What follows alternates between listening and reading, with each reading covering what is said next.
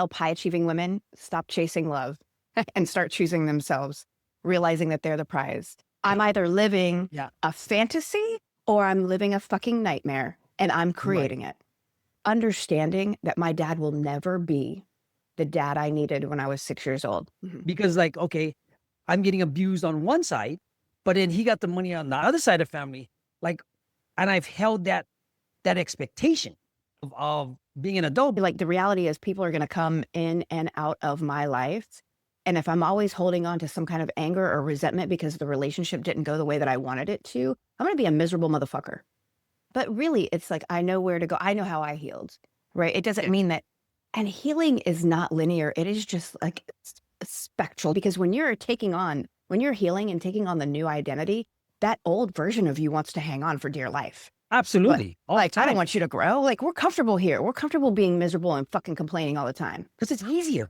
I think one of the biggest things that I did for myself, and I've done it over and over again, is just recognized where this programming around, my dad, because that represents the masculine in my life. It wasn't from the right energy. It was from, let me fucking tell him all the shit that he did.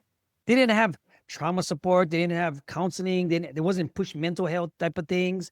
A lot of people might say that how could she forgive someone who would abuse her? But it's not about the other person. The forgiving is for me. If you learn how to, here's my thought on that. But the forgiveness actually is, like you said, the backpack of weight coming off your shoulders. It's like, because once you get older and the mortality starts to set in. What I observed in her was dating the same type of man that would take advantage, that would spend all her money, that would run off and do all the things that he wanted to do, and then just expect her to forgive him and come back. And she would allow it. The father got ill, and then Okay. all of a sudden the light switch came on of, I don't have a lot of time. That mortality thing. I need to step away from this. Relationships aren't important, but this healing this part is important. Yeah, to see somebody who couldn't stand this man and had so much hatred and contempt to be like, Hatred and hey, contempt. man, I think I'm going to go have dinner with my dad. Imagine the people that don't get the closure, that don't Yeah. get to have the benefit of what you went through. I'll tell you a story of mine where I've held resentment, hatred, this and that. And at the same time, I call it my Christmas miracle. I had the best closing communication with my dad, and it really felt relieved. Well, I think I want to be clear about that and allow people to know that it's never 1000% gone. It's No, it things never come is. back. No, absolutely. Yeah, It's like, still there. It's I still am there. still going to be triggered. He is It's still still there. going to be triggered. Yeah. Yeah, it's I was used to dating men that were super crazy jealous and that would like was there that would your never type?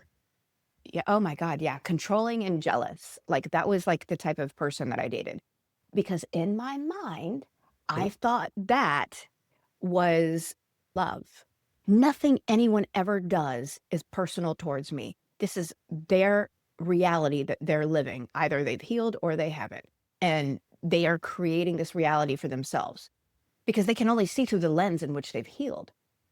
If a client falls off, that just means God is guiding them a different direction Different right path. now. Yeah. Different path. And that's okay. And guiding me Yeah, a different path. absolutely. And I just stay on my path.